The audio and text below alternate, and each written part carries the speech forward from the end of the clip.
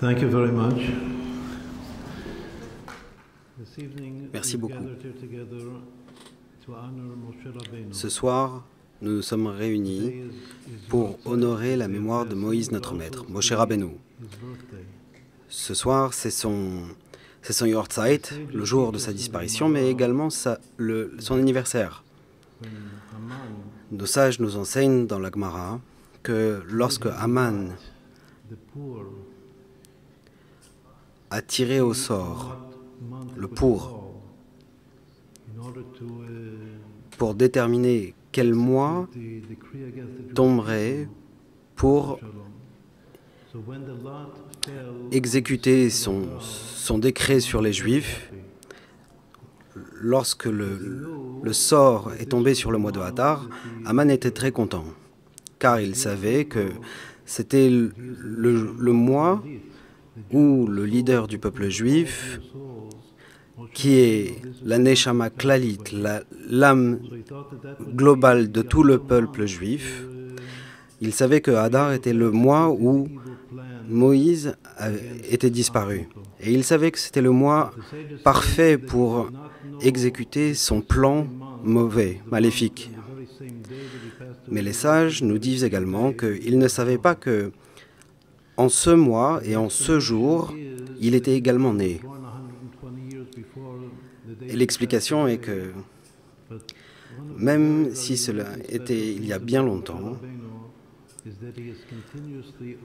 une des choses très spéciales à propos de Moïse est qu'il est perpétuellement rené. Et il renaît tout ce jour-là. Et la naissance, Moïse est perpétuellement rené. Et il renaît ce jour-là.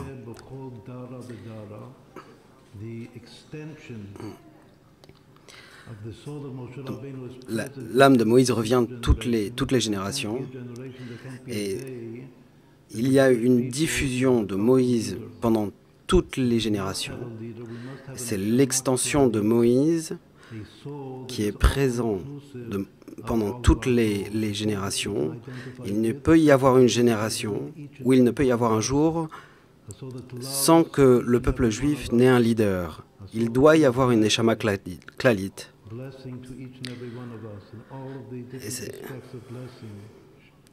C'est cette âme que l'on peut identifier à l'intérieur de chacun d'entre nous, avec ses bénédictions pour chacun d'entre nous. Et pour que nous ayons des enfants en bonne santé, une bonne parnassa, que nous ayons des bénédictions spirituelles. Et toutes ces bénédictions passent par le canal de la Neshama Klalit de la génération, c'est-à-dire de Moïse. Et Moïse est perpétuellement rené. Et le jour même où l'on pense que Moïse a disparu, c'est également le jour où il est rené, où il revient à la vie. C'est le mois qui se transforme, où le mal se transforme en bien. Et au lieu que l'ennemi d'Israël ait un pouvoir sur nous, c'est le peuple juif qui a un pouvoir sur tous ses ennemis. Et finalement, le Mashiach sera victorieux sur tous ses ennemis et sur tous les ennemis qu'il y a autour de nous. Et le Mashiach, c'est la réincarnation de Moshe Rabbeinu. Comme on dit, Moïse est le premier et le dernier libérateur. Il sera également le dernier libérateur du peuple juif. C'est là que nous devons nous souvenir et nous connecter à cette âme globale, à l'âme globale de la génération qui est Moshe Rabbeinu, Moïse, le jour du 7 Hadar. Moïse revient maintenant à la vie.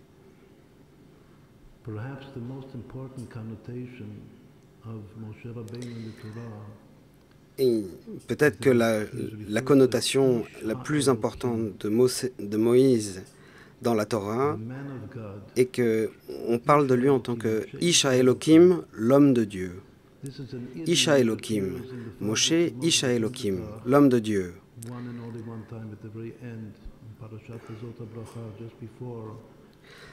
C'est un idiome qui revient une seule fois dans toute la Torah, à la fin, au moment de Vezot HaBeracha, la dernière paracha de la Torah, au moment où Moïse nous bénit tous. C'est la paracha qui nous bénit. C'est la dernière chose que Moïse fait à nos yeux.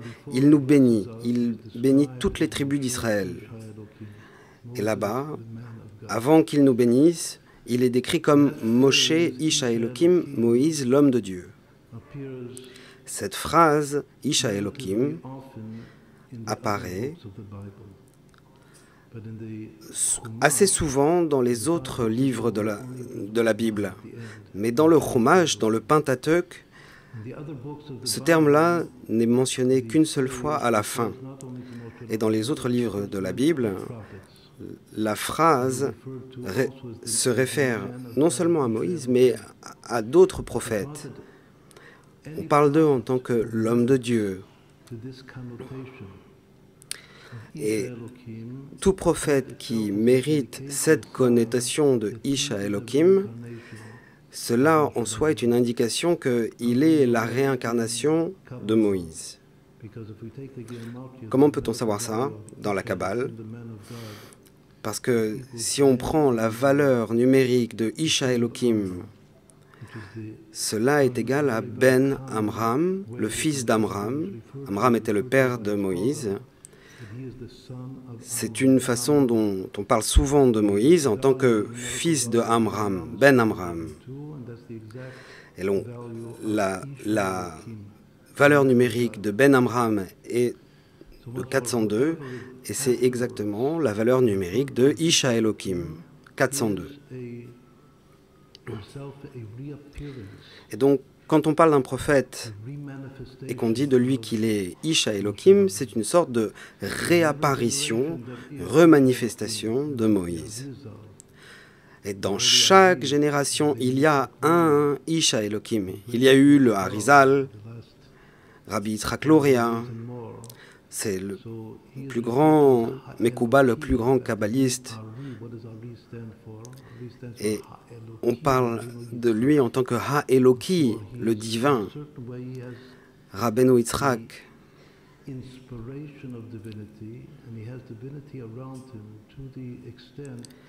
Et il a eu l'inspiration divine,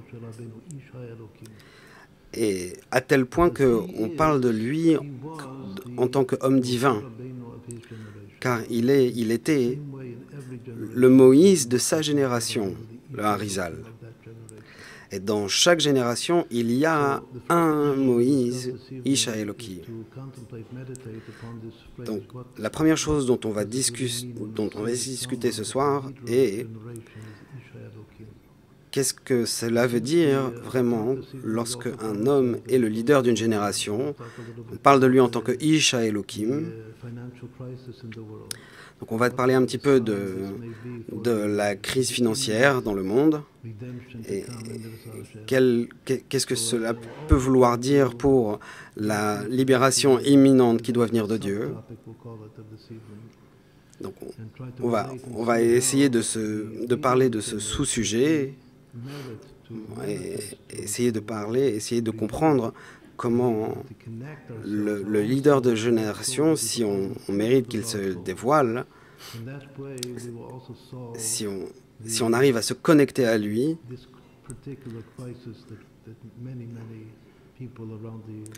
donc, on va essayer de comprendre cette crise économique qu'il y a autour de nous, et qui touche aussi le peuple juif.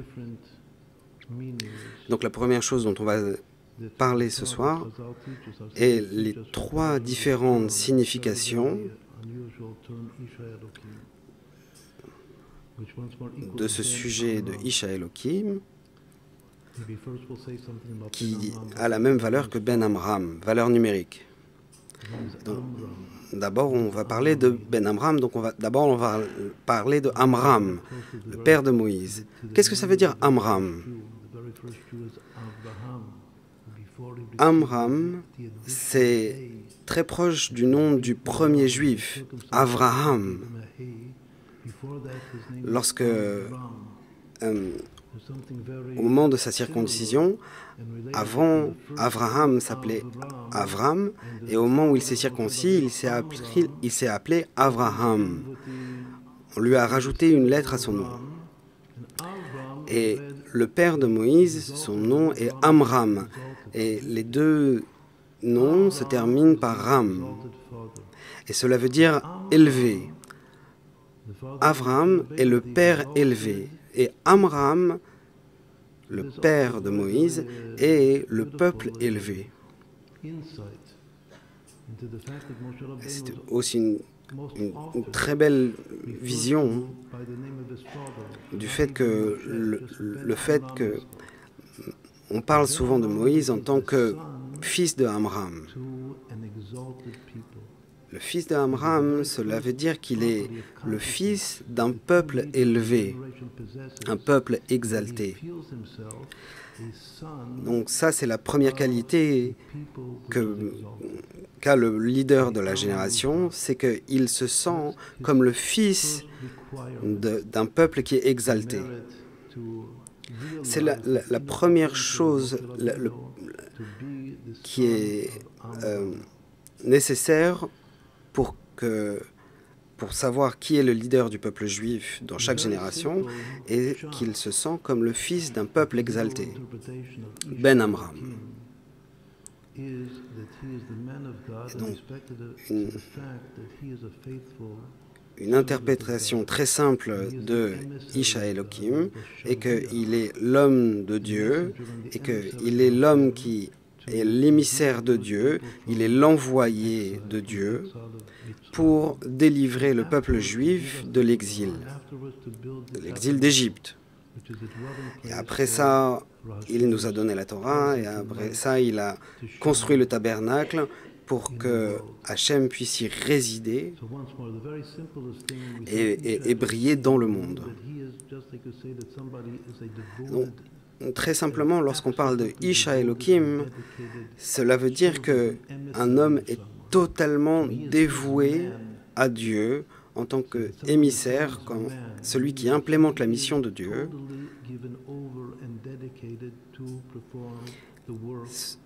Il est totalement dévoué à cette mission que Dieu lui a donnée. Il est son homme, il est l'homme de Dieu. Voilà l'explication simple de Isha Elohim. Il est l'homme de Dieu, il appartient à Dieu. Il est l'émissaire, le plus grand émissaire de Dieu, envoyé avec une dévotion totale pour accomplir le but pour lequel il a été envoyé, c'est-à-dire de libérer le peuple juif, de nous donner la Torah. Et le dernier Moshe Rabbeinu, le dernier Moïse, le dernier libérateur va nous sortir d'exil et également nous dévoiler une nouvelle dimension dans la Torah. Et il apportera la paix, le bonheur, la lumière à tout le monde. Et nous savons que la Torah, au travers du peuple juif, doit toucher chaque âme, chaque personne.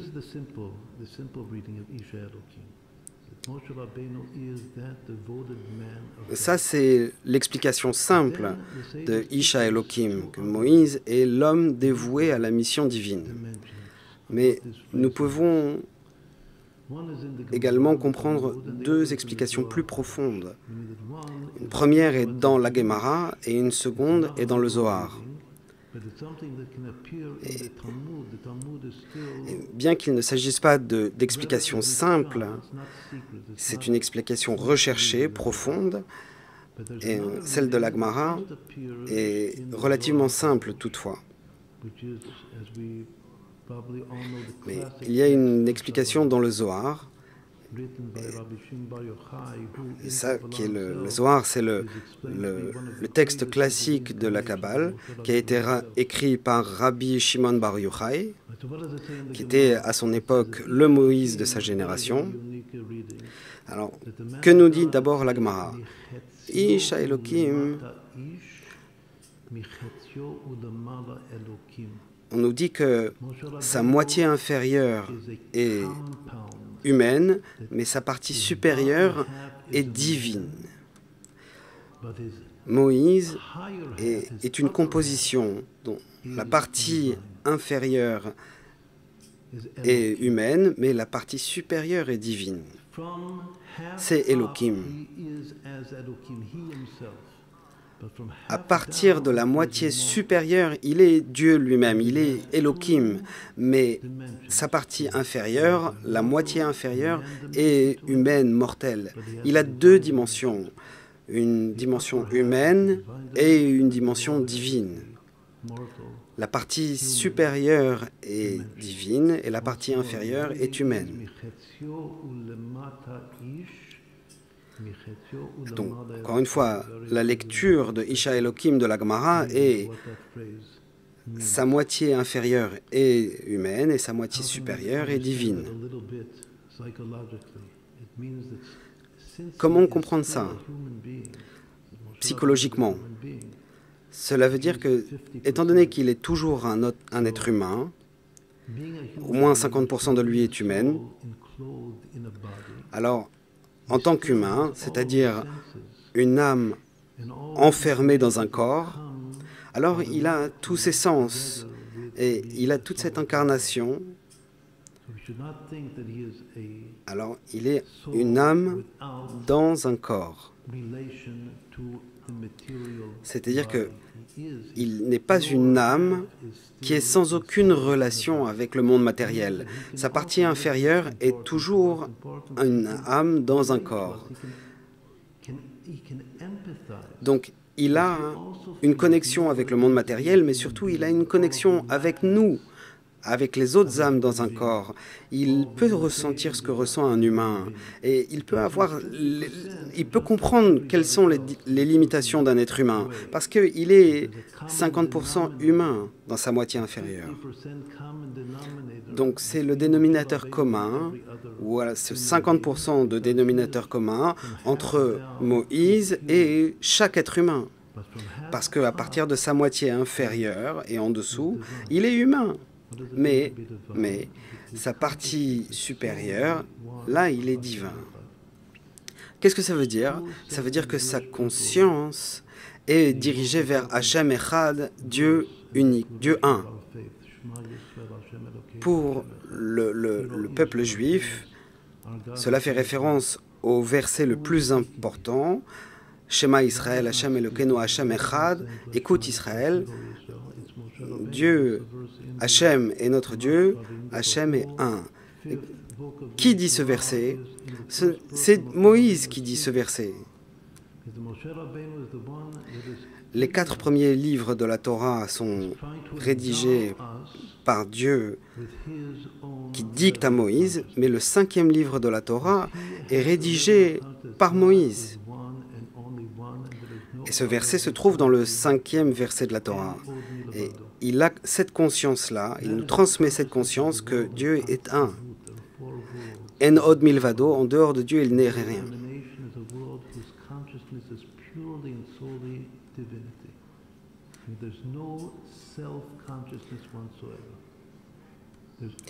Donc cela fait référence aux 4 mondes dont la Kabbale nous parle. Le premier monde, c'est le monde de l'émanation, qui est un monde totalement divin, dans lequel on ne ressent que Dieu. Et il y a 3 autres mondes en dessous. Il y a différents niveaux de conscience, le monde de la création, le monde de la formation et le monde de l'action. Nous vivons dans le monde de l'action, qui est le plus bas d'entre tous. Et Moïse, dans sa partie supérieure,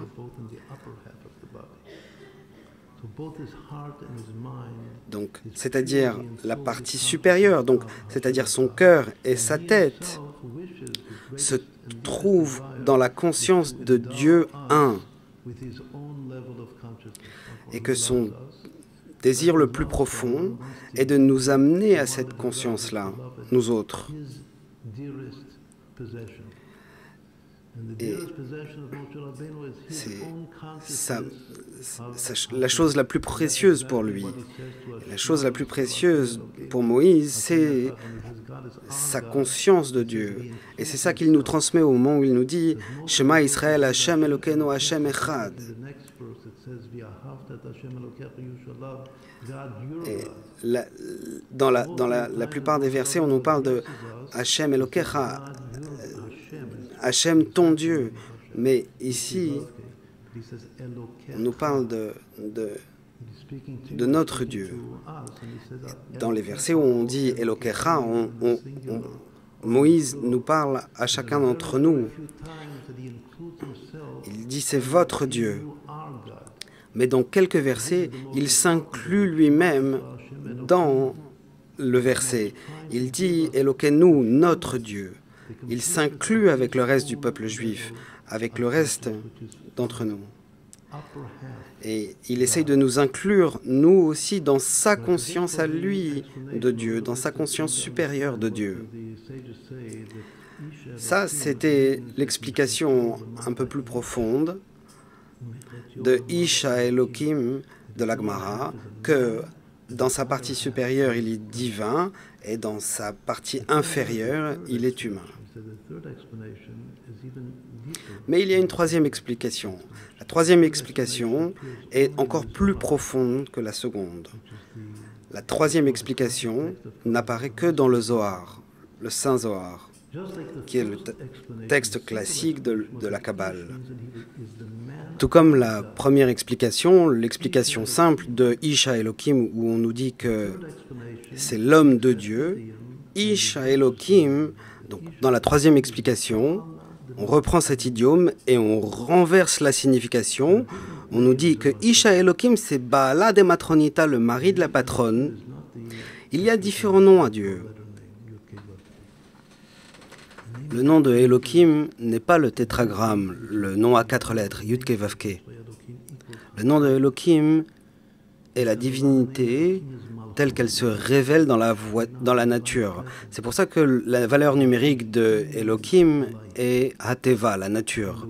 Et dans la Kabbale, on parle de Elohim en tant que Malchut, la royauté, c'est-à-dire la lumière immanente de Dieu dans le monde, celle dont on peut faire l'expérience au quotidien. C'est dans la providence divine, c'est la présence divine. Et dans la Kabbale, à chaque fois qu'on implémente un commandement, qu'on fait une mitzvah, on doit avoir à l'esprit qu'on doit créer une unification qui est comme un mariage. C'est un mariage entre Dieu et sa présence divine. Le Shem Yichud Kudsha Be'echu Ushchintei. Parfois, on dit qu'on fait cet acte, on fait cette mitzvah pour unifier, pour marier Dieu à sa présence divine. Mais évidemment, Dieu n'est pas divisé, mais Dieu est un. Mais il y a deux lumières divines.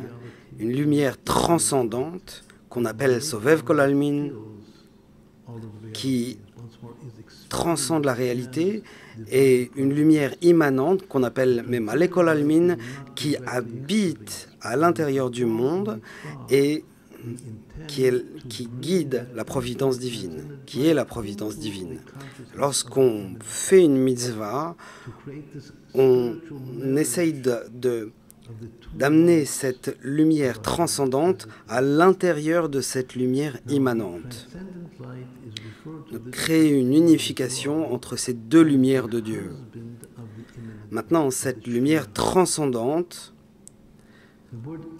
on l'appelle le mari de la lumière immanente. Et donc, le mot Ish, man, dans la Torah, veut également dire le mari. Alors, une des lectures les plus secrètes au sujet de Moïse, notre maître, C'est la lecture qui doit nous permettre d'identifier qui est le Moïse de notre génération. Tout d'abord, nous devons trouver qui est la personne qui est le plus dévouée au peuple juif, qui est l'émissaire de Dieu. Et donc, d'abord, il faut le reconnaître en tant que le fils d'un peuple exalté, comme Ben Amram. Et donc, quand on cherche le leader du peuple juif, quand on cherche Moïse, voilà la première chose qu'on doit chercher. La deuxième chose est que Moïse est en même temps humain et plus qu'humain, qu'il est divin. Et la troisième chose, nous devons choisir une personne qui est en même temps humain, c'est-à-dire qui a un lien avec l'humanité, qui peut comprendre les hommes, mais qui est en même temps surhumain. Et donc cette personne, ce côté surhumain, est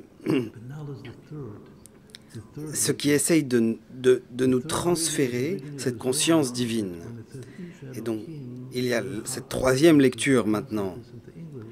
C'est la lecture du Zohar qui nous dit que Isha Elohim, c'est difficile de traduire en français. C'est Baala de Matronita, il est le mari de la reine. Maintenant, Elohim, Dieu, est pris comme féminin. L'aspect féminin de la divinité, l'aspect immanent, la providence divine. Et il y a la lumière transcendante qui, elle, d'habitude, n'est pas présente. Et donc, tout ce que nous faisons est de créer un mariage entre la lumière transcendante et la lumière immanente, et d'amener de plus en plus de lumière transcendante à l'intérieur de notre concentration, à l'intérieur de notre vie. Et il faut aller bien au-delà de simplement une simple providence divine, mais faire en sorte que Dieu soit de plus en plus présent à l'intérieur du monde, et que c'est la raison pour laquelle Dieu a créé le monde, pour que cette lumière transcendante apparaisse à l'intérieur du monde.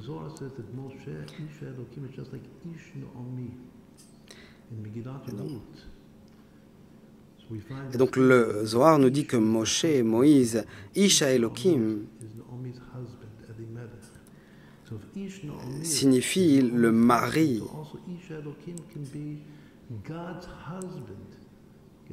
Ish signifie mari. Et Isha Elohim, cela signifie également que c'est le mari de Dieu. C'est très difficile de dire ça, c'est très difficile de... Mais c'est comme ça que le Zohar interprète cette connotation de Isha Elohim, dont le mari de la reine, le mari de la présence divine, de la lumière immanente. Ces trois lectures correspondent à un enseignement très basique dans la Torah du Baal Shem Tov, le fondeur de la Chassidut. Et le Baal Shem Tov était le Moïse de sa génération. Et à partir du Baal Shem Tov et tous les grands tzadikim qu'il y a eu après le Baal Shem Tov, il y a eu de plus en plus de manifestations de Moïse, mais il y a un dernier saut à faire pour comprendre ce qui se passe depuis le Baal Shem Tov jusqu'à Mashiach, qu'il arrive tout de suite. Le Baal Shem Tov nous enseigne que tout processus a trois étapes. D'abord Achna'a, Avdala et Amtaka. D'abord la soumission, puis la séparation et l'adoucissement. C'est un exemple classique pour le leader du peuple juif. Il est le soumis, il est le serviteur soumis et fidèle de Dieu. Et Moïse est vraiment différent de tous les autres prophètes dans le fait qu'il est à 100% fidèle à Dieu. Et en raison de sa fidélité, tous les trésors spirituels du haut sont révélés à Moïse. Parce qu'il est parfaitement fidèle à Dieu. Il est l'émissaire le plus fidèle de Dieu dans le monde. Et il est à 100% soumis à Dieu. Il est Be'achna'a.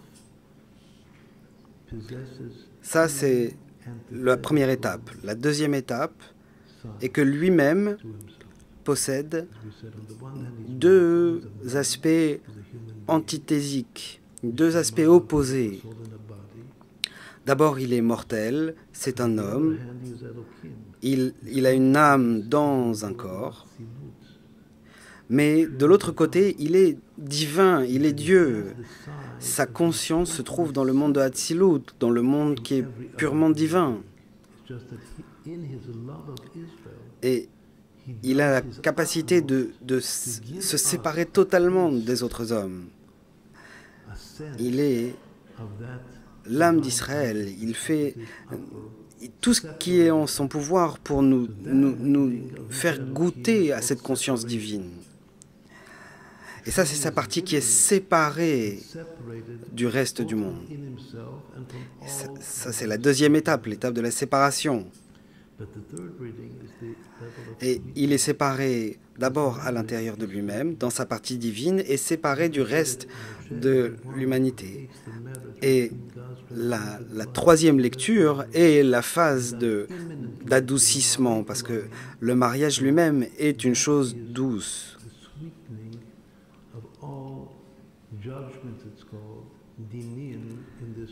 Et donc ça, c'est l'adoucissement de tous les jugements, les dinim, ce qu'on appelle les dinim. Donc, on a tous une expérience de la lumière immanente de Dieu dans nos vies et de la providence divine. Mais parfois, avec nos yeux, on voit des choses qui peuvent être pas si bonnes que ça. Donc, il peut se produire des choses qui sont par providence divine, et qui sont bonnes, et certaines choses qui, à nos yeux, peuvent être un peu moins bonnes. Et on croit quand même que c'est de la providence divine. Et on doit accepter ces choses-là qui sont un petit peu moins bonnes. Même si nos yeux à l'extérieur pleurent, eh bien, à l'intérieur, on doit les accepter avec joie. Et on doit faire une bénédiction. On doit bénir Dieu également pour les choses qui sont un peu moins bonnes. Mais lorsque Mashiach va être là, il n'y aura pas une bénédiction pour les bonnes choses et une bénédiction pour les choses un peu moins bonnes. Il n'y aura qu'une seule bénédiction, que la bénédiction pour les bonnes choses. Et cette chose nous est apportée par le Baala de Matronita, par le mari de la reine. C'est au travers du fait que cette lumière infinie va rentrer dans la lumière finie, nos yeux vont pouvoir voir que tout est bon, que la providence divine va devenir une bonne providence divine. Là maintenant, il peut y avoir des providences divines qui sont bonnes à nos yeux et d'autres qui sont un peu moins bonnes à nos yeux. Et donc, voilà, ça, on peut faire le lien avec la crise financière. Donc voilà, eh ben, notre compte en banque, c'est Dieu qui le gère aussi. Et parfois, on a l'impression que c'est pas une très bonne chose, ce qui se passe sur notre compte en banque. Et pourtant, on doit être très heureux, même si on perd de l'argent. Il faut beaucoup de foi en Dieu pour ça, mais on doit quand même être joyeux. Mais Moïse, dans son troisième niveau, en tant que mari de la reine, fait en sorte que tout soit bon. Et il faut être confiant en la lumière transcendante de Dieu qui est un bien manifeste. Et donc maintenant, on revient sur ce Isha Elohim qui est Ben Amram. Donc, et toutes ces trois interprétations-là, toutes ces trois interprétations sont une idée qui nous a été transmise par le Baal Shem Tov. D'abord, nous devons être dans la soumission à Dieu, puis la séparation à l'intérieur de nous-mêmes. Et quelque chose de très bon doit se séparer de tout ce qui est moins bon. Donc, et dans Moïse, la moitié qui est divine doit se séparer de la chose qui est humaine. Et même dans le corps, il y a une chose qui s'appelle des ferments qui séparent la partie supérieure de la partie inférieure, qui s'appelle la Rakia of Separation. Et il y a la troisième partie, cette partie de Moïse qui est le mari de la reine, le Isha Elohim. C'est le mariage qui adoucit les choses. Et maintenant, nous allons continuer à comment tout cela se combine, comment comprendre une crise financière à la lumière de tout cela. C'est comme ça, c'est le sujet de la conférence de ce soir.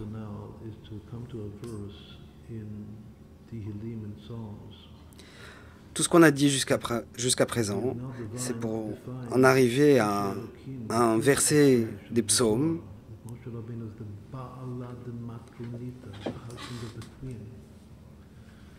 Donc, nous avons donné la troisième explication de Isha Elohim du Zohar, du mari de la reine. Cela va nous permettre de comprendre quelque chose de très important. Ki Elohim shofet, ze yashpil ve ze yarim. Dieu juge. Donc Elohim est le juge. C'est le même qui est dans Isha Elohim. C'est Elohim shofet. Dieu est un juge. Ze yashpil. Une personne descend et celui-ci monte, celui-ci s'élève. Ze yashpil ve ze yarim. Yarim, ça vient du même mot que Amram ou Avram. Ram, ça veut dire exalté, élevé.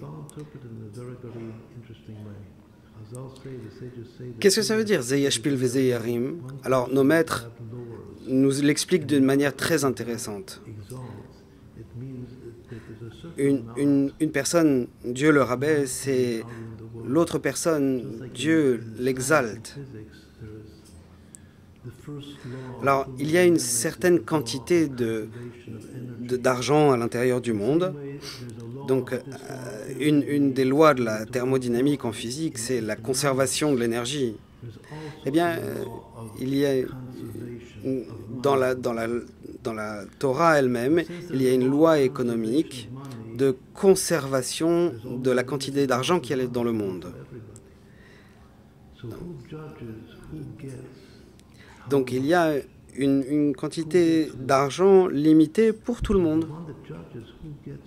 Donc on va voir qui reçoit et combien. Et donc celui qui distribue, c'est Elohim. Et donc le nom de Elohim représente la nature. Et tout ce qui est en relation avec la finance, avec l'argent, est relié à Dieu. Donc tout ça tourne et tourne, et un jour on est riche, et l'autre jour et le jour d'après on est pauvre. Et ça s'appelle galgal en hébreu, c'est-à-dire une roue qui tourne. Et donc nos sages interprètent ça, Zeyeshpil vezeyarim, que le jugement de Dieu qui est continu tous les jours est de rabaisser une personne un jour et d'élever une autre personne. Et donc on va juger et savoir qui doit prendre telle quantité d'argent chaque jour. Et donc, qui est celui qui va être pauvre? Qui est celui qui va devenir riche? Et donc, cet argent qui va passer de l'un à l'autre. Et donc, par la loi de la conservation des ressources financières, nous dit ici, Zeyashpil ve Zeyarim. Donc, l'argent va de l'un à l'autre. Et ce verset est parfaitement relié à Moïse. Et donc tous les prophètes, à l'exception de Moïse,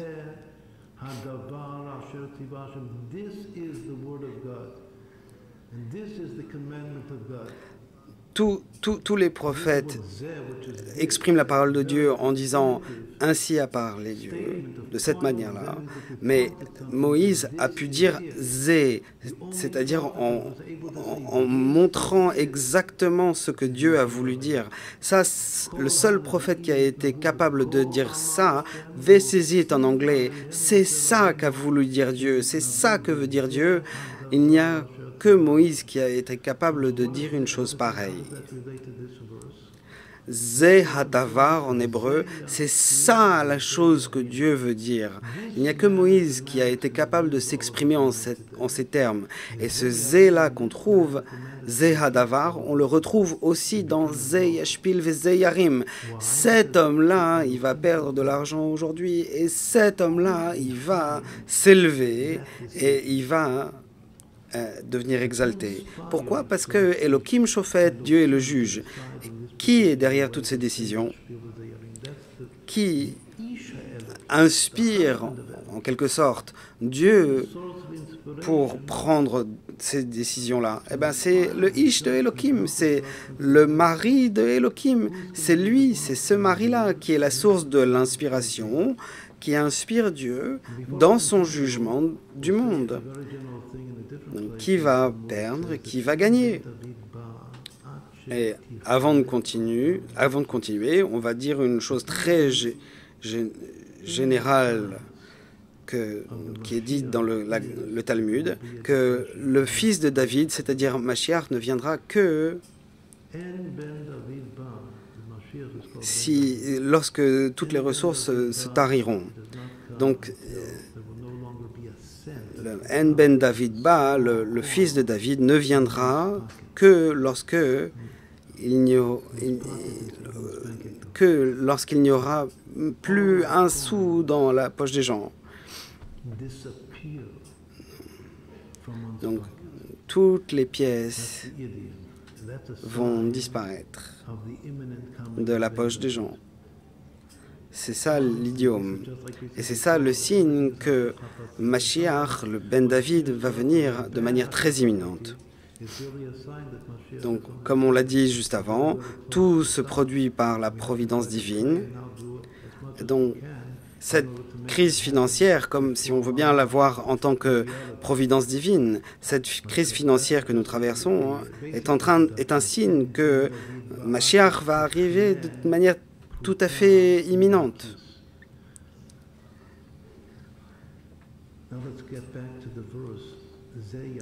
Que le Mashiach ne viendra que lorsque toutes les pièces auront disparu de la poche.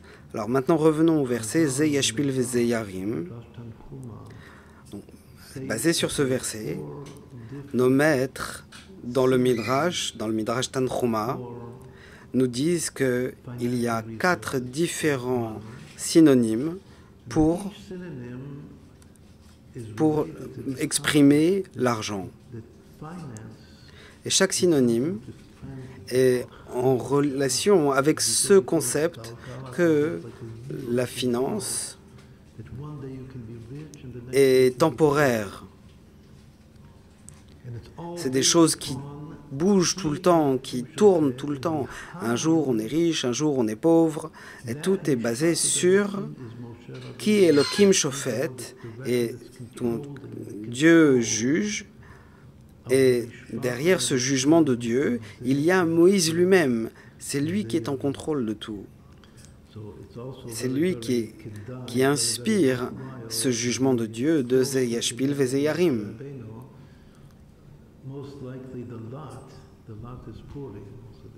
Et donc c'est très important de se connecter à Moïse, et surtout au moment du sort de Purim, et où on doit transformer les mauvaises choses en choses positives, et que le peuple juif, non seulement financièrement, mais dans tous les sujets, doit s'élever. Nos maîtres nous disent qu'il y a 4 expressions, 4 synonymes pour parler de l'argent. Le premier est nechassim. On va essayer de comprendre comment chacune de ces expressions est interprétée. Nechassim veut dire possession. Voilà, possession.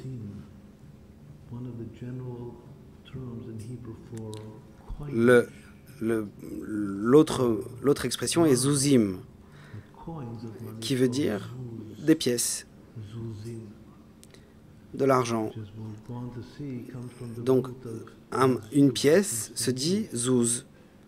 Des pièces se disent zouzim. Et donc, mazouz, ça veut dire bouger, bouger. Et donc, ça exprime le fait que l'argent bouge en permanence. L'argent bouge.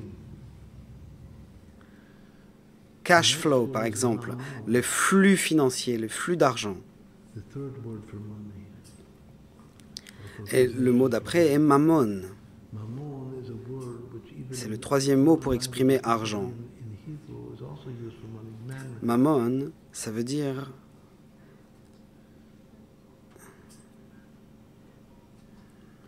the fourth word is ma'ot. Ma'ot also means coins or. Et le troisième mot est ma'ot. Ma'ot veut dire également une pièce. De l'argent physique, ma'ot. Donc voilà les 4 mots que nos maîtres essayent d'interpréter dans le verset Zeyashpil Vezeyarim, que l'argent est sous le jugement de Dieu qui décide qui doit perdre et qui doit gagner. Alors revenons au premier mot de nechassim qui veut signifier possession.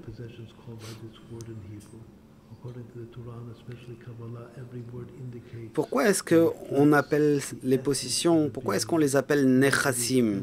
Voilà la question de nos maîtres.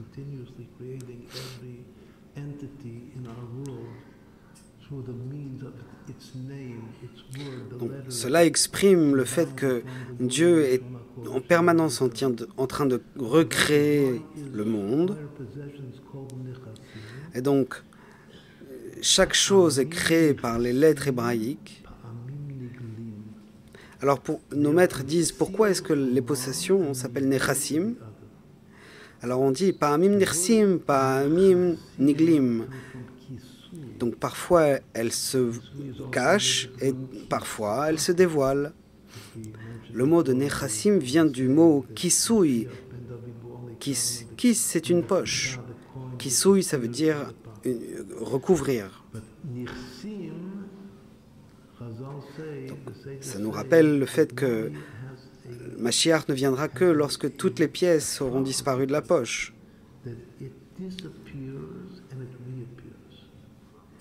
Donc, nos maîtres nous disent que l'argent a une propriété, que l'argent disparaît et l'argent réapparaît. Et cette propriété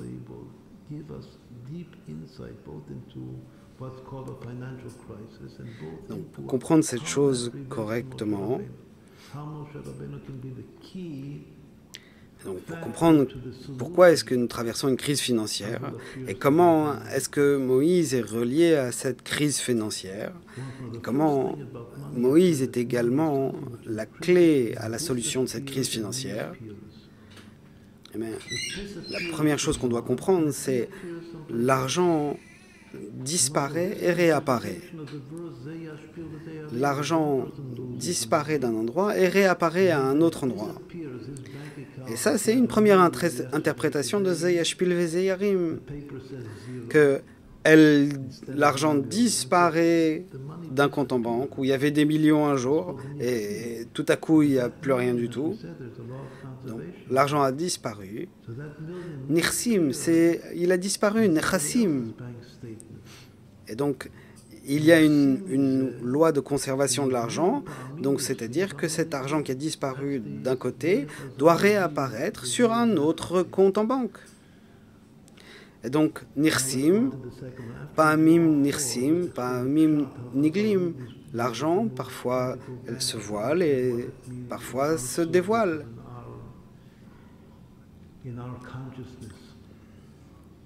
Donc, on doit comprendre ce que cela veut dire pour nous, dans notre conscience, pour notre service divin. Alors, le deuxième mot, c'est zouzim. Zouzim, comme on l'a dit, cela signifie argent, mais ça veut dire bouger. Alors, nos maîtres posent également la question, pourquoi est-ce que ça s'appelle zouzim? Eh bien, la réponse est, ça bouge de l'un et ça va chez un autre. Zouzim, c'est ze notnim lazé. C'est on donne de l'un à l'autre. L'argent, c'est toujours en mouvement. L'argent n'est pas statique. L'argent bouge toujours. Et puisque ça bouge, alors ça peut très bien aller d'un endroit à un autre. Alors c'est pour ça qu'on appelle ça zouzim. Ça bouge tout le temps. Alors le troisième mot, c'était mammon, pour exprimer le mot argent. Mammon, nos maîtres nous disent, ça donne le nom monnaie. Monnaie. Mammon, ça donne monnaie en français. Les gens aiment compter l'argent. Et monnaie, ça veut dire compter en hébreu. Alors, il y a des gens qui adorent compter les lettres de la Torah. Il y a des gens qui adorent compter l'argent. Compter combien ils ont d'argent. Alors, mammon, ça veut dire quelque chose que les gens aiment compter. Monnaie, ça veut dire compter. Alors, comment est-ce que nos maîtres comprennent ce terme dans notre contexte? Alors pourquoi est-ce qu'on appelle ça mammon? Masha, ta monnaie, enoklum. Cette chose-là que tu es en train de compter, c'est rien du tout. Tu crois que toi, tu es en train de compter quelque chose, mais en réalité, ce que tu comptes, c'est rien. En réalité, ce que tu comptes, c'est vraiment rien du tout. Tu es juste en train de compter des nombres. 1, 2, 3. Donc, c'est juste une chose qui permet de compter. C'est juste quelque chose qui est agréable à compter. Tu devrais savoir que, au fond, ce que tu comptes là, c'est, on appelle en yiddish, on appelle ça gornish. C'est rien du tout. Masha tamone enoklum. Pourquoi est-ce que c'est rien? Parce que, comme on l'a dit, ben, ça peut très très bien disparaître comme rien du tout. Alors, qu'en est-il du quatrième mot, qui est ma'ot? Ma'ot, ça vient d'un mot hébreu qui est me'et, me'et le'et, d'un moment à un autre. Parce que Ma'ot, c'est une expérience qui veut dire de temps à temps, de jour en jour. C'est-à-dire, c'est quelque chose, c'est une réalité très fragile. Pourquoi est-ce qu'on appelle ça Ma'ot? Parce que c'est une chose qui est une expérience juste temporaire. Un jour, tu as de l'argent et le jour d'après, tu n'en as pas. C'est juste temporaire. Alors, voilà les 4 mots pour dire l'argent en hébreu. Maintenant, qu'est-ce que ça veut dire spirituellement et quel est le rapport avec Moïse?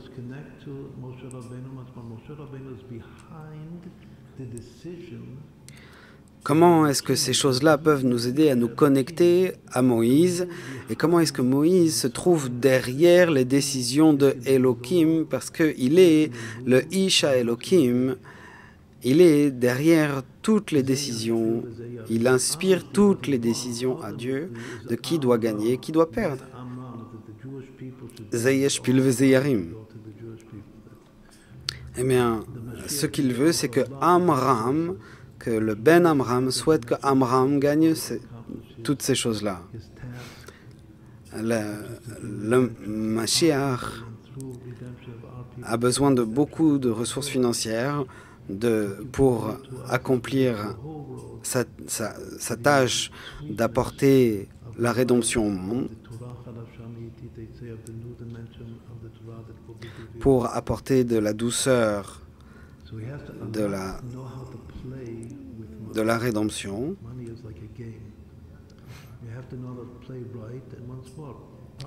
Et donc, on doit savoir comment jouer avec l'argent. Et on doit bien jouer avec l'argent.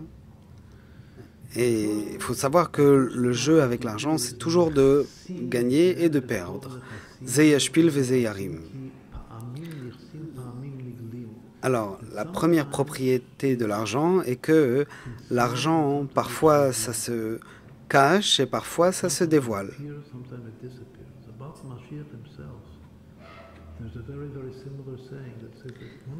Parfois, l'argent apparaît, parfois, l'argent disparaît. Et au sujet de Mashiach lui-même, on dit que Mashiach peut disparaître et réapparaître. Donc, c'est un lien entre Mashiach et l'argent. Alors, c'est comme Moïse. Moïse, il disparaît le jour du Zayin Adar, mais le même jour, il revient à la vie. Et donc c'est quelque chose qui est intrinsèque à propos du leader de la génération. Il a cette propriété de disparaître, de réapparaître. Et donc ça, c'est le premier phénomène dans Zayin Adar, que c'est en même temps le jour où il disparaît et le jour où il réapparaît. Donc, ce concept-là de disparaître et de réapparaître, donc dans la Kabbale,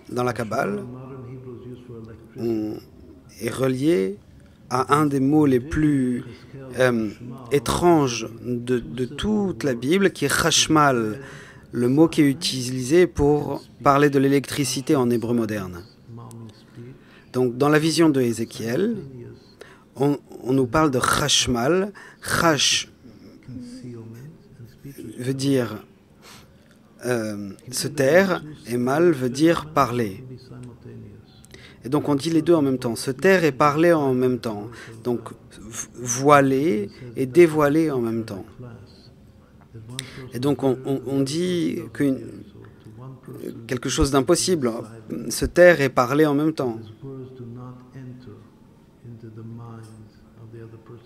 Et donc imaginez que c'est ce qui se passe exactement dans une classe d'école, que le maître parle et pour une personne, lui, il n'entend rien du tout, et alors que pour une autre personne, il entend ce que dit le professeur.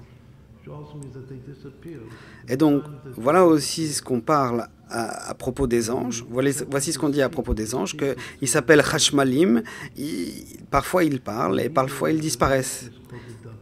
Parfois ils apparaissent et parfois ils disparaissent. Bien, voilà, le leader de la génération, il s'appelle le Davar, celui qui part. Alors, il y a un représentant de la génération, celui qui parle pour la génération, et il n'y en a pas deux, il y en a un seul. Dabar Echad Lador, il y a un représentant, spokesman en anglais. Et donc ça, c'est la première idée véhiculée par le mot Nechassim, c'est que parfois cela disparaît, parfois cela réapparaît, et c'est ça qu'on dit à propos de Moïse, et que des 4 sujets au sujet de l'argent, les 4 propriétés de l'argent, la première propriété de disparaître, de réapparaître, et donc on veut savoir qui prend la décision de savoir où l'argent doit aller, et ça, hein, c'est Moïse.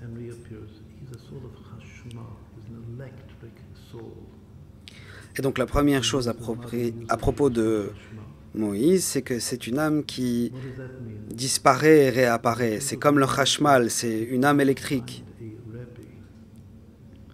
Donc qu'est-ce que ça signifie? Le Baal Shem Tov nous dit, quand on veut trouver un rabbi, donc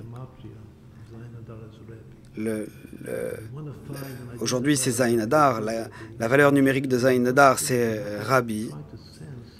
Donc si tu veux savoir qui est le vrai rabbi, donc la première chose qu'on doit sentir en lui est que ce candidat à devenir rabbi, est-ce qu'il est silencieux avant de parler?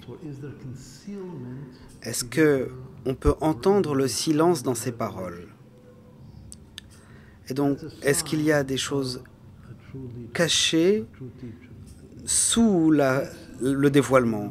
Ça, c'est un signe d'un vrai maître, d'un vrai leader. Ça, c'est la première propriété.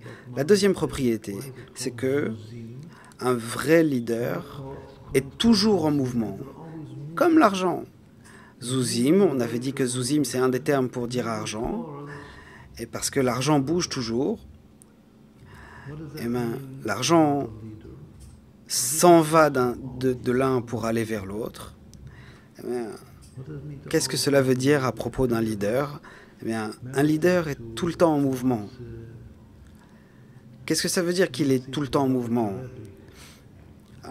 Si l'un d'entre nous méritait de voir un jour le rabbi de Lubavitch, eh bien, il verrait que tous les dimanches après-midi, il recevait des centaines et des centaines de personnes pour recevoir $1 du rabbi qu'il devait donner à l'Zdaka, ou pour une ségoula, ou pour plein d'autres choses. Dans la Kabbalah, on nous dit que la source du mouvement est dans le corps, n'est pas les pieds. Le mouvement commence dans les yeux. La première chose qui bouge, c'est les yeux, la vision. Et donc,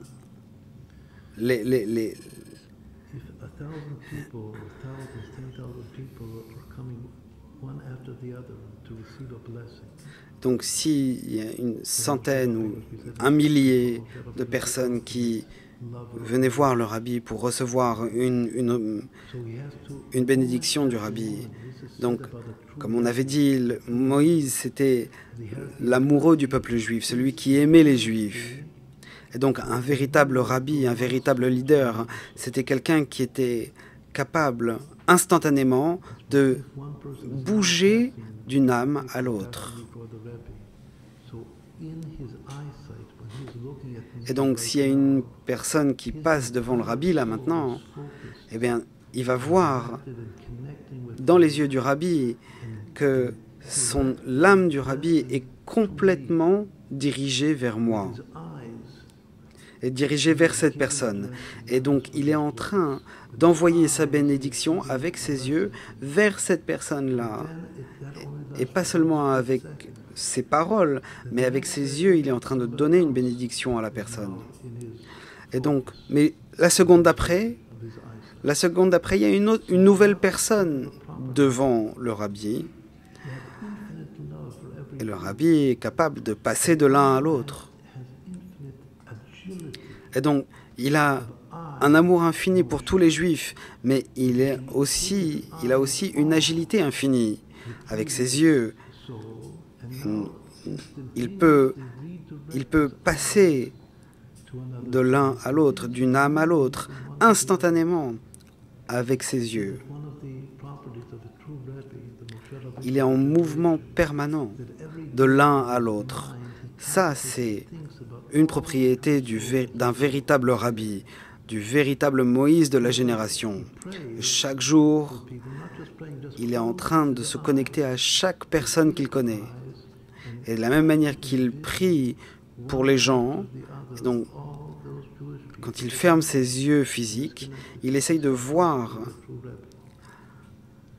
tous les gens qu'il connaît. Et il se connecte à eux. Et ça, c'est une propriété d'un véritable rabbi. Et donc, on va voir dans quelques instants qu'un véritable rabbi, c'est l'âme ultime qui manifeste la capacité, qui est l'âme la plus stable. Et en même temps, c'est l'âme la plus dynamique du monde. Donc, être dynamique, ça veut dire être en mouvement perpétuel. Et donc, Moïse, lui, il bouge tout le temps dans son amour, dans son expression de l'amour pour chaque juif.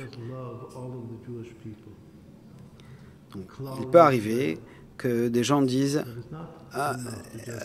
aimons tous les juifs. Allez, on va aimer tous les juifs, mais c'est pas suffisant de dire que on va aimer tous les juifs. Je dois aimer chaque juif de manière individuelle. Toi et toi et toi. Et on disait que Moïse est en partie humain, et c'est bien qu'il soit humain, parce qu'il peut se connecter à ses frères humains de cette manière-là, et les comprendre. Mais, encore une fois, c'est pas suffisant de dire qu'on aime tout le monde. Je dois aimer les gens de manière individuelle, et donc je dois concentrer toute mon attention sur chaque personne, leitlabesh, m'investir à 100%. Et donc, lorsqu'on passe de l'un à l'autre, on doit s'extraire de l'un pour se réinvestir avec un autre. Leit pachet ou leit labesh. Leit pachet, ça veut dire se désengager, et leit labesh, c'est se réinvestir. Et donc l'argent, c'est comme on dit, c'est zouzim, ça bouge tout le temps. Et alors, après, on avait dit que l'argent, ça peut aussi s'appeler mammon. Et pourquoi est-ce que ça s'appelle mammon? C'est parce qu'on est en train de le compter tout le temps, on est en train de compter l'argent. Mais ce qu'on est en train de compter, c'est que dalle, c'est rien du tout. Donc, c'est dit que Dieu a créé le monde par un processus de comptabilité. Le mot Emouna, qui est la croyance, la confiance en Dieu, et on le lit dans la Kabbale comme Aleph Moné, qu'il y a le 1, Aleph, qui compte. Et ce 1 absolu compte et il engendre tous les autres nombres. Le 2, le 3, le 4. Et donc, Dieu qui est un, simplement en comptant les choses, a engendré le reste du monde. Simplement en les comptant, et nous, dans notre expérience du monde, de tout ce qui se passe autour de nous, on voit qu'il y a des choses autour de nous. Ça, c'est tout ce qu'on peut voir autour de nous. On peut se dénombrer, mais le Créateur, lui, il est un. Et il crée le monde à partir du néant absolu. C'est pour ça qu'on dit que la création, elle est ex nihilo. Et donc, Dieu, c'est le Aleph de la Emouna, c'est le Aleph Moné. Et donc, à partir de lui, il a compté toutes les choses qui sortent de lui, mais Dieu, c'est la réalité vraie. Et tout ce qui sort de cette énumération est une réalité virtuelle. Et Moïse, lui, voit la réalité de la même manière que le Créateur voit la réalité.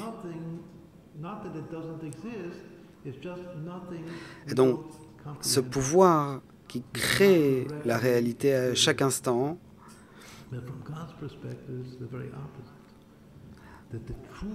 on a du mal à en faire une expérience concrète.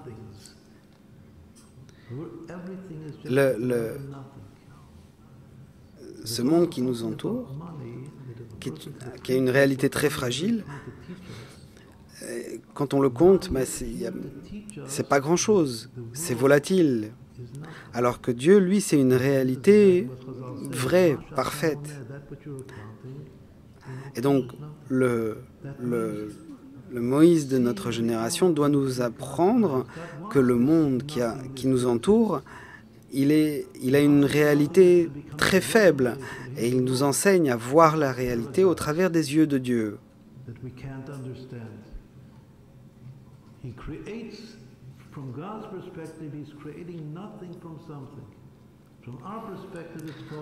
Dieu crée quelque chose à partir de rien. Ça, c'est tel que nous, on le voit. Mais de la perspective de Dieu, Dieu crée rien à partir de quelque chose. Et on dit que Kula Kame Kela Chashiv, que toute la réalité au regard de Dieu est comme sans importance. Kelo Chashiv, sans importance.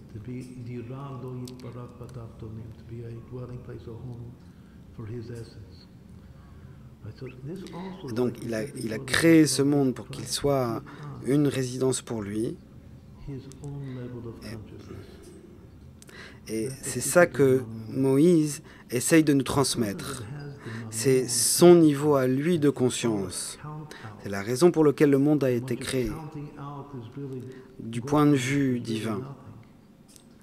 Et donc, c'est ça le mot de Mammon, qu'on compte, lorsqu'on compte les choses qui font partie du monde, on compte gorniche, on compte des trucs qui n'ont aucune importance. Et donc, la Emouna, c'est ça qui nous donne la stabilité. Et donc, s'il y a une crise autour de nous, et qu'un jour une personne est riche et le jour d'après il est pauvre, alors il pourrait en faire une dépression. Et on pourrait faire que cette personne-là était initialement dans un état d'instabilité. Et c'est pour ça qu'il fait une dépression. Et donc, s'il perd tout son argent en une seconde, il peut en faire une dépression. Alors que quelqu'un qui est stable, même s'il perd tout son argent, mais il va rester stable. Pourquoi? Parce qu'il a la Emouna, parce qu'il est Aleph Moné. Il se relie à Dieu.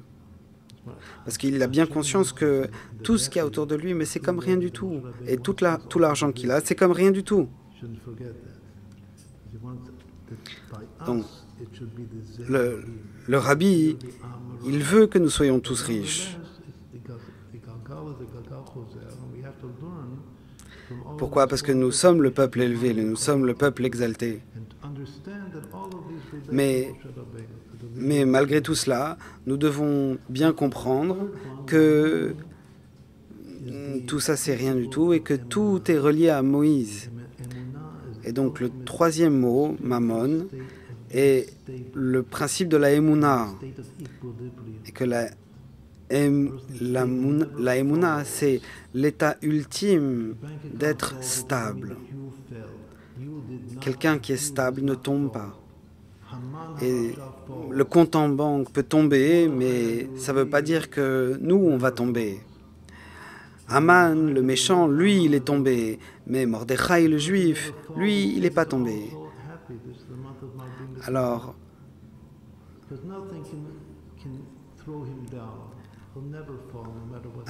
Mordechai, lui, il était tout le temps joyeux parce qu'il avait cette stabilité.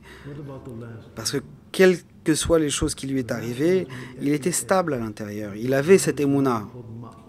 Alors, le quatrième terme. Alors, on a dit, ma'ot, c'est me'et le'et. L'argent, c'est quelque chose de temporaire. C'est d'instant à instant, de jour en jour. Donc dans l'Ecclésiaste, dans Kohelet, on nous parle de... Il y a 28 itim. Et,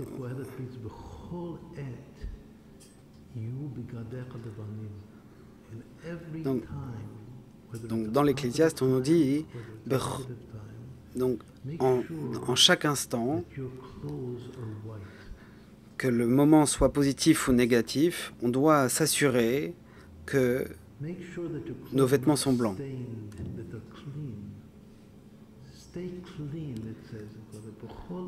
C'est-à-dire, on doit être sûr que nos vêtements ne sont pas sales. On doit être propre en permanence. Quel que soit le moment, qu'il s'agisse des 14 moments positifs ou des 14 moments négatifs, eh bien, quels que soient les moments, on doit avoir des vêtements propres. Le mot vêtement en hébreu, ça s'appelle begida. Ça vient du même mot que begida. Begida, c'est se rebeller, être déloyal. Eh bien, boged, begida, ça veut dire être déloyal. Donc lorsqu'un juif commet une transgression envers la Torah, il est rebelle vis-à-vis de la Torah. Qu'il est boged. Lorsqu'une femme trompe son mari, on l'appelle begida. Donc dans chaque moment, on devrait avoir nos vêtements blancs, propres. C'est-à-dire que on devrait tout le temps être dans la tchouva. C'est-à-dire qu'on doit avoir conscience qu'on est tout le temps des rébellions vis-à-vis de Dieu et qu'on doit corriger ces rébellions et donc se rapprocher de Dieu.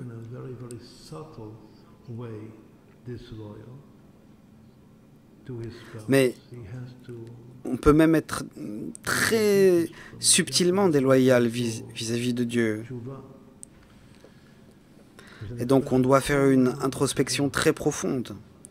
Et une tchouva, un retour vers Dieu très profond. Il y a une expression qui dit on doit être tous les jours dans la tchouva, tous les jours dans le rapprochement à Dieu. Et donc, un des enseignements les plus profonds de Moïse est comment se rapprocher tout le temps de Dieu.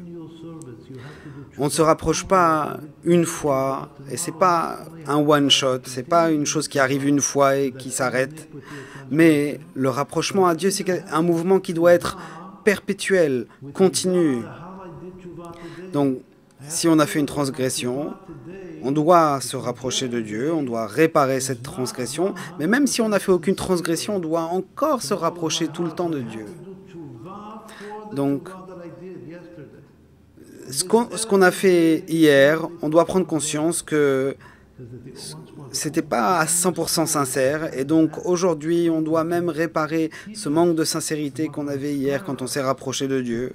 Et donc, il n'y a qu'une seule âme qui a cette capacité-là, une seule âme qui peut nous inspirer à faire ce rapprochement vers Dieu en permanence, c'est Moïse. Et donc, le prochain Moïse qui arrive, ce sera le Mashiach, le Messie,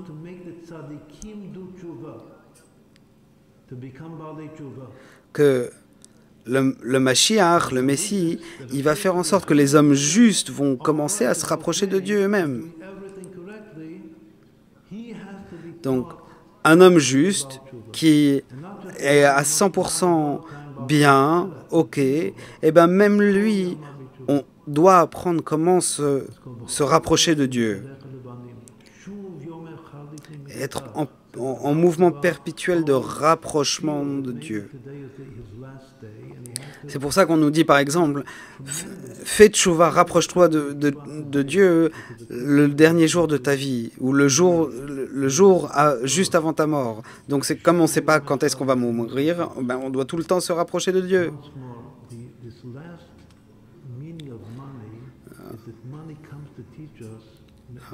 Encore une fois, cette dernière signification de l'argent, que l'argent vient nous enseigner, cette chose que l'argent vient nous enseigner, c'est une phrase très courante, que on ne va pas avec son compte en banque dans la tombe. L'argent, on le laisse ici, on ne le prend pas avec nous. Une chose que l'argent nous enseigne, c'est qu'on doit se rapprocher de Dieu maintenant, aujourd'hui, tout de suite. Reviens vers Dieu la veille de ta mort.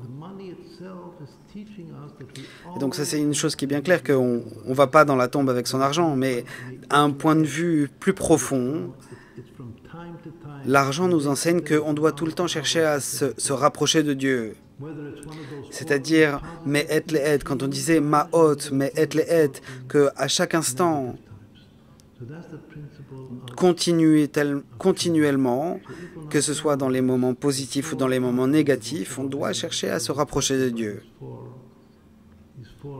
Donc si maintenant on va résumer ces 4 propriétés de Moïse qui sont reflétées dans l'argent et dans la finance, eh ben, de la manière la plus simple, l'argent c'est quelque chose de fragile, de temporaire. Un jour on l'a, le jour d'après on l'a plus. Et une personne descend, l'autre il monte. Ça, c'est la finance. Et ça, c'est une sorte de fenêtre qui nous permet de voir Dieu et qui nous permet de voir le mari de Dieu, Isha Elohim, l'homme de Dieu. Et donc,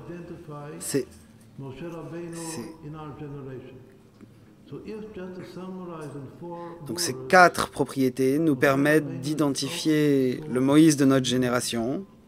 Et donc si on devait résumer en 4 mots, que Moïse est l'âme ultime de la pudeur, c'est l'homme le plus humble, le plus modeste. Le fait que quelque chose soit caché ou alors dévoilé, ça c'est la tsniout, la pudeur.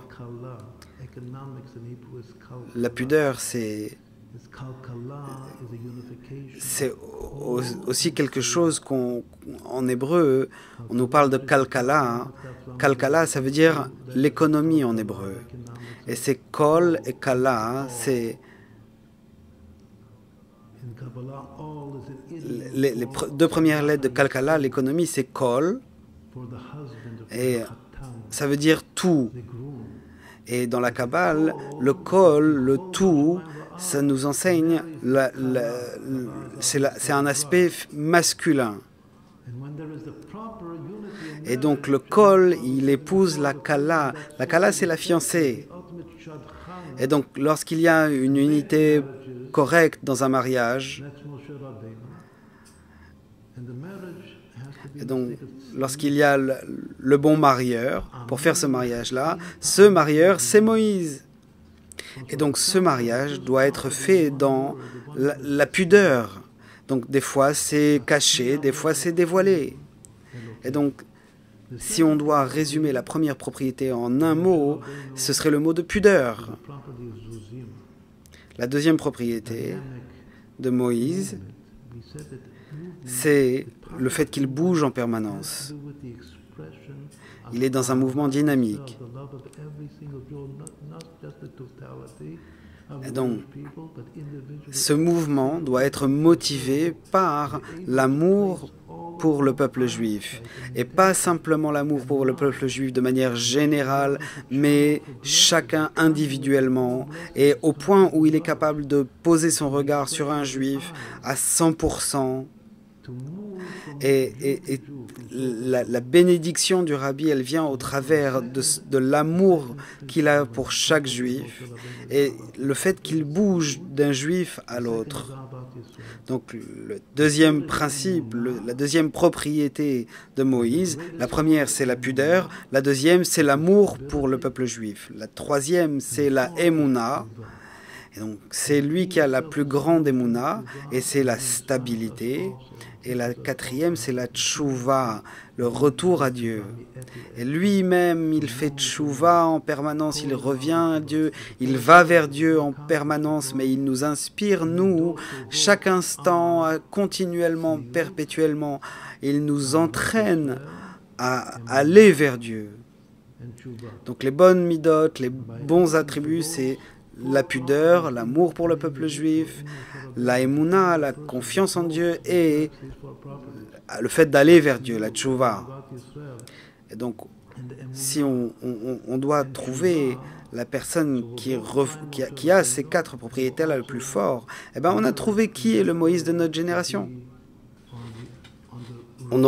On méritera également de cette manière-là d'être sur la pente ascendante, d'aller dans les pas du premier juif qui était Abraham, qui est le père exalté, et d'être aussi le Ben Amram, le fils du peuple exalté.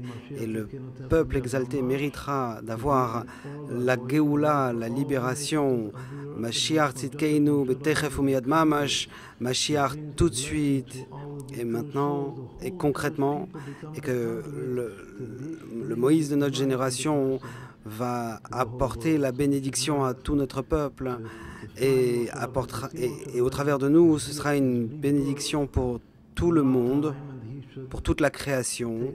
Et donc il faut trouver le Moïse de notre génération et son retour à la vie, et c'est lui qui nous sortira de l'exil et qui délivrera toute la création. Merci beaucoup et joyeux Pourim.